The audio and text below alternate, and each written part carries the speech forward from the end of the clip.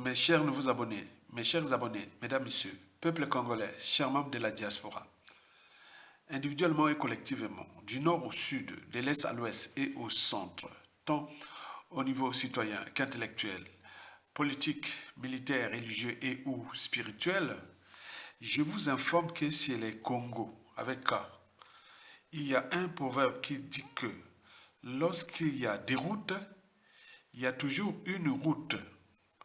Autrement dit, lorsqu'on se trompe dans un chemin, il faut toujours revenir au point d'intersection. Et c'est pour cela qu'au sujet du communiqué 6 juin publié et signé du ministre Florent Thiba, qui ne l'est pas, c'est bien une note officielle, datée, signée, donc juridiquement valide et ou officielle.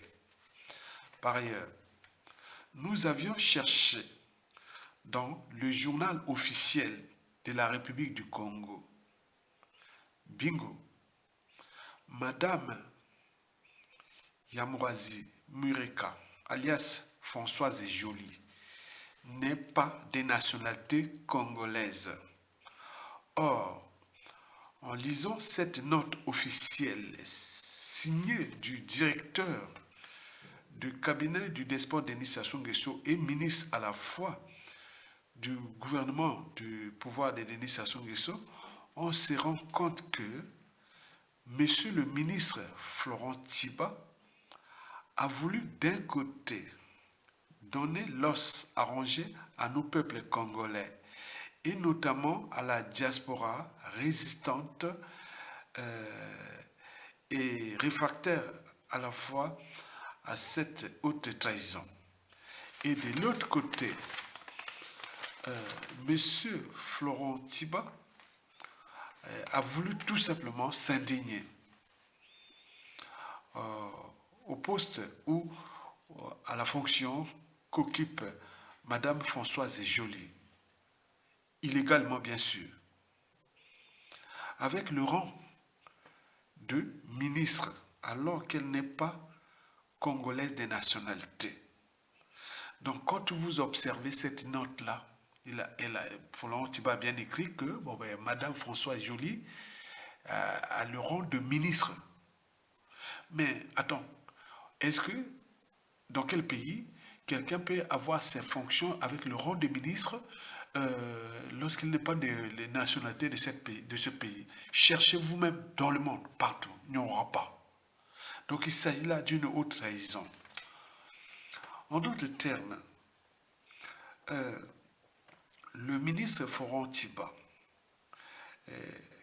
n'est pas d'accord du choix de son chef ou de son mentor Denis Sassou Nguesso pour cette étrangère à ce poste stratégique de la République.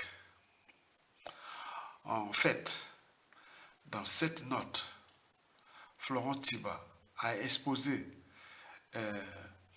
gravement Madame Françoise Joly, surtout avec le titre de ministre, alors qu'elle est étrangère. Donc il a dit, on ne va pas cacher les choses, hein. Donc il a montré au peuple congolais que voilà, cette femme-là occupe le poste de ministre. Maintenant, à vous d'aller vérifier vous-même si elle est congolaise ou non. Parce que pour occuper ce genre de poste, avec un rang de ministre, il faut être congolais ou congolaise. Mais or, n'est pas congolaise. Donc nous avions vérifié, effectivement, elle n'est pas congolaise. Et donc il s'agit là d'un cas d'école de la haute trahison. Et donc pour nous Congolais, on doit se questionner pourquoi on laisse faire. Et donc sur ce point, le ministre Florent Thiba a voulu simplement donner une passe en or aux Congolais pour montrer que, voilà, que, je ne suis pas d'accord à cette nomination-là. Donc, il a voulu vraiment contester en tout temps. C'est stratégique, hein. Il n'a pas voulu dire, Madame Françoise Joly, non, il a dit seulement que, voilà, elle a le titre de ministre, alors qu'elle est étrangère. On ne peut pas avoir un titre de ministre, un rang de ministre dans un pays, alors qu'on est des nationalités étrangères. Donc Florent Thiba, quelque part, a exposé grave Madame Françoise Joly. Et donc, c'est à nous de prendre notre responsabilité. Alors, quelle est en fait la signification de cette note officielle? Donc, pour nous, Florence va voulu montrer que c'est de la haute trahison. Ben oui, nous avions vérifié, elle n'est pas congolaise. Pourquoi elle occupe ces fonctions-là? Il s'agit là d'une haute trahison. Enfin, mesdames, messieurs, peuple congolais, chers membres de la diaspora, nous sommes en train de vivre quelque chose de vraiment atypique dans une nation et une société donnée, et surtout dans notre pays. Regardez ce qui s'est passé depuis le coup d'État jusqu'à nos jours.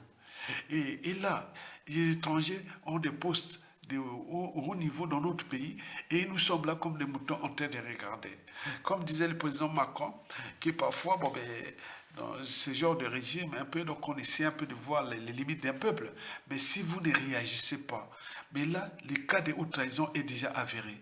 Mais non, là, après, la succession qui se dessine et que mais Idéver Moïse a déjà aussi donné l'os aux Congolais que ça risque de chauffer. Et nous sommes là en train de voir quelque chose d'atypique que nous ne pouvons pas réagir en attendant tout ce qui peut arriver. Historiquement, depuis 1963, tout ce qui s'est passé des successions dans ce pays, hormis 1992, ça s'est passé toujours par la violence.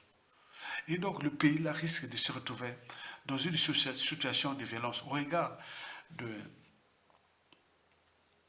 vente en guerre du clan Sassou Nguesso qui cherche coûte que coûte à passer en force pour conserver le pouvoir.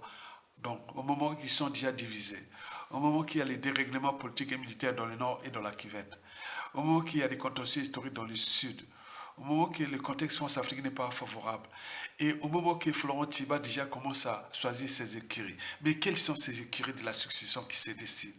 Florent Thiba a voulu dire à son chef, à son mentor, que je ne suis pas d'accord de trahir le Congo indéfiniment. Et donc là, ok, il se prépare à trahir encore davantage le Congo, puisque les étrangers, ils devaient moyen la parler, qu'il y aura, ça risque de chauffer. Et donc il faut en tenir compte de cette situation qui est problématique. Donc j'en appelle au peuple congolais, aux dignes filles de ce Congo, ceux qui ont l'intérêt général, de rester vigilants et solidaires et stratégiques, parce que la presse à Nguesso risque de chauffer. Nous risquerons de rentrer dans une période encore plus sombre que celle de 1997, au regard déjà des tensions en cours et des perspectives à venir. Mesdames, Messieurs, peuple congolais, likez, partagez et soutenez la résistance. À bientôt.